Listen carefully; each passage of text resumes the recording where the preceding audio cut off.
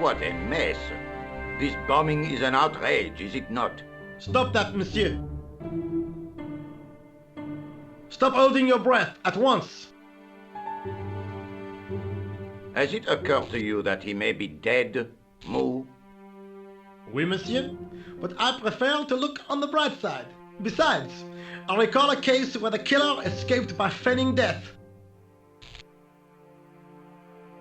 However, in this case, the man is quite dead. Clearly, the killer knew of his presence and... How many times have I warned you about premature extrapolation? All we know is that he is dead. It seemed reasonable to assume... A great detective assumes nothing. Take Maigret, for instance. But he was a fictitious character, monsieur. Why, he was no more real than Poirot or Tintin. That's different, Moo. They were comedy Belgians. Anyway, it is unlikely that even you will learn much from talking to the dead. Examine the girl and take her statement, if you can.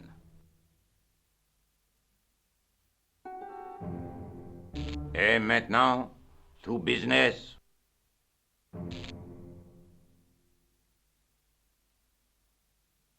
Your name, please? George Stobart. I'm from California. And what brings you to Paris, Monsieur Stobart? Travel. I'm touring Europe. You chose well. The city is most beautiful at this time of year, no? Yeah, I guess so, apart from the bomb blasts. Were you in the vicinity of the cafe at the time of the explosion? Yeah, I was sitting out on the sidewalk. I was lucky I wasn't killed. The inspector passed over my remark with no reaction. Did you see the deceased enter the cafe? Yes, I did. Was he alone? Yeah. And did he say anything to you? No, he was more interested in the waitress. Did you see anyone else in the cafe? Yeah, there was a guy dressed as a clown. He was carrying an accordion. An accordion? Bon, the picture is forming in my mind, and it is not a pretty one. Is the girl all right, Moo? She'll live. She confirms the American statement. A clown with an accordion, no doubt an elaborate and eccentric disguise. Very well. Eh bien, I have heard enough. What do you mean? I am satisfied that you know nothing. You may leave. I hope this little incident does not spoil the rest of your vacation. What about my personal safety? Can't you at least give me some advice? What can I say? Stay alert and look out for suspicious characters. And don't cross the road until the little man shows green. Great advice. I honestly believe you are in no danger, monsieur. Should you remember anything of importance, please contact me. My card.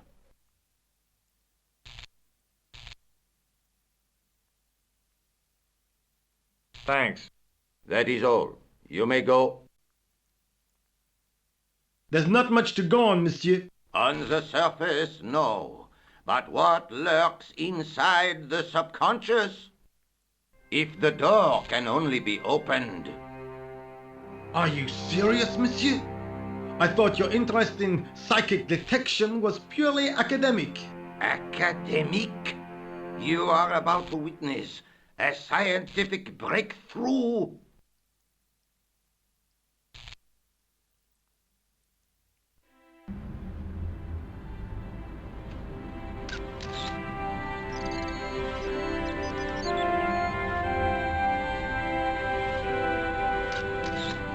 I examined the jagged glass.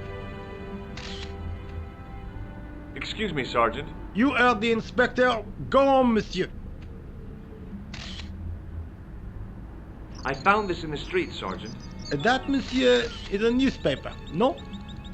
There's a note written on it.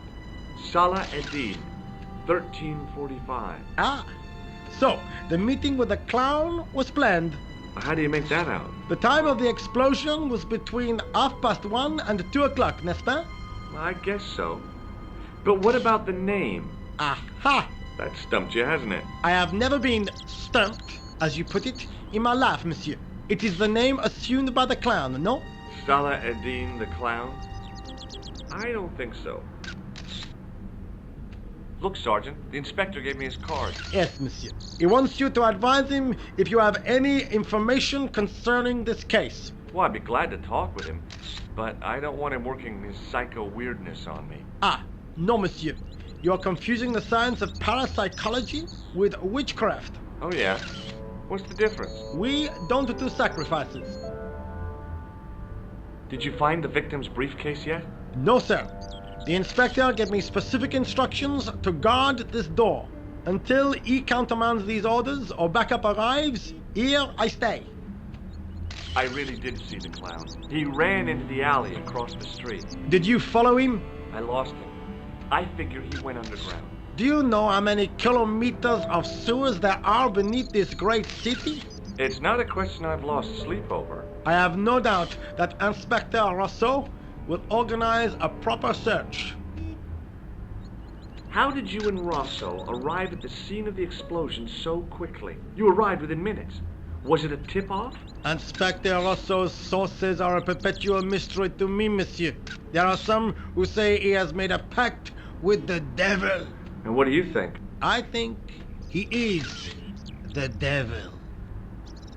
What is Rosso doing with that girl? He is giving her the once-over, as you Americans say. Huh? Once he gets his teeth into a case, nothing will shake him off. Was he serious about all that psycho-detective stuff? Of course. Inspector Rousseau is a pioneer and a visionary. His revolutionary methods, once perfected, may change the face of law enforcement forever. I can't see it taking off in L.A. I was one of the last people to see the victim alive, Sergeant. Does that worry you? Yes, it does. I feel I owe it to him to find his killer. That is best left to the authorities, monsieur. Did he speak to you? Tell you anything? No, he just grinned and nodded. Don't let it trouble you, monsieur. Go home and try to forget. See you later, Sergeant. Excuse me, mademoiselle? Hi, my name's George Stobart. Oh, an American by the sound of it. Yeah, that's right, on holiday in Paris. Some holiday, huh? You were here when the bomb went off? Sure was. Sat right out front of the cafe. Did you notice a middle-aged man, maybe 60, with an hat and overcoat? I couldn't believe it. She hadn't even asked how I was feeling. Yeah, he went inside just before the bomb exploded. You weren't related to him, were you? Oh no, nothing like that. I am Nicole Collard from La Liberté. What's that, some kind of nightclub? No, it is a newspaper. You're a reporter? I'm a freelance photojournalist. Say, you can interview me about the bombing. You know, an eyewitness account. Minutes after the outrage that shook the whole of Paris. You know, real-life drama, human interest, that kind of stuff. I'll just stick to the facts, thank you. Did you see who planted the bomb? I know it sounds crazy, but he was dressed like a clown. Oh, God. It's him again. Have you met the clown before? It's a long story. I have plenty of time. I don't. Who's the guy you were supposed to meet? His name was Planter. I didn't know him, but he called me last night. He said he had a story which would interest me. He asked me to meet him at the cafe. I guess I'll never know what he wanted to tell me. Not unless you have Rosso's gift for psychic interrogation. Why won't you tell me about this clown? Why do you want to get involved? Because he almost killed me. Isn't that reason enough? I guess so. Listen, I'll give you my phone number. You help me with my story, and I'll let you in on what I know. And let's get one thing straight right now. This is strictly business. Okay, it's a deal. I have to go develop these pictures. À bientôt, monsieur. Fine, I'll, see you soon.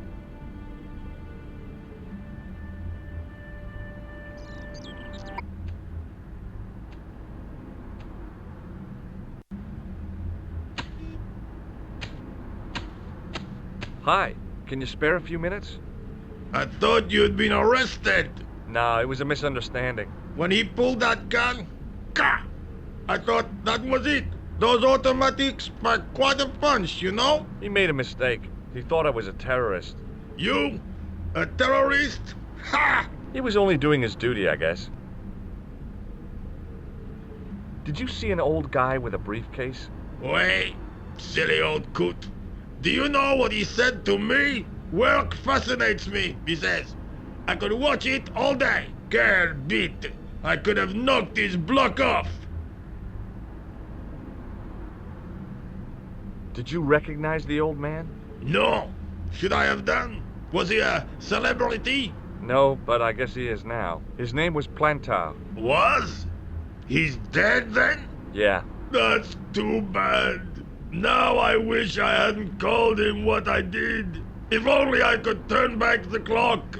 If only I'd been more tolerant. Regret and remorse are strange emotions. They really bring out the hammiest actors in people. Did you see a clown come by this way? A clown? Like in a circus? Yeah, with makeup and a big red nose. Huh! Those guys are funny, aren't they? Not in my experience. I love the circus, especially the horses. You haven't answered my question. Have you seen a clown? You think I've got time to watch everyone who passes by? Some of us have to work for a living. Look, I know you're busy, but surely you'd have noticed a clown. I told you already. I didn't see a thing. He was wearing multicolored baggy trousers and makeup. He'd be a poor sort of clown if he didn't. Listen, I have to find that clown. He's a killer. Say, who are you anyhow? A cop? No, of course not. I mean, do I look like a cop? I guess not. How do you know this guy's a killer? Did you see him in action? Didn't you hear the explosion? The cafe was blown up. The clown killed the old man? That's right. Blew him up with a bomb concealed in his squeeze box. Merde. But why did he go to the bother of dressing up like a clown? Who can unravel the tangled logic of a killer's mind? I guess it's some deep-seated psychological need.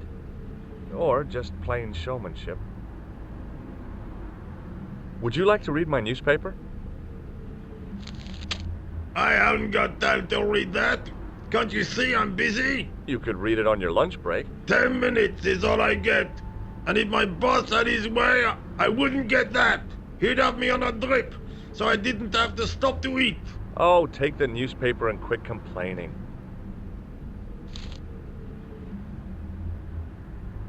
Bah! Look at this.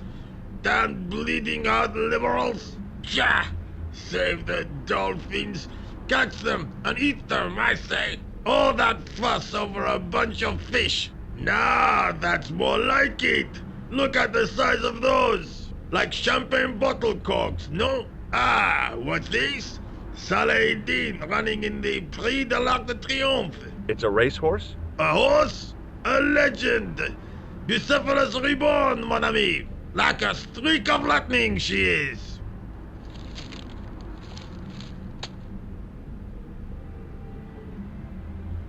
Do me a favor, won't you? Keep an eye on my hole. I'm off to put some money on that nag.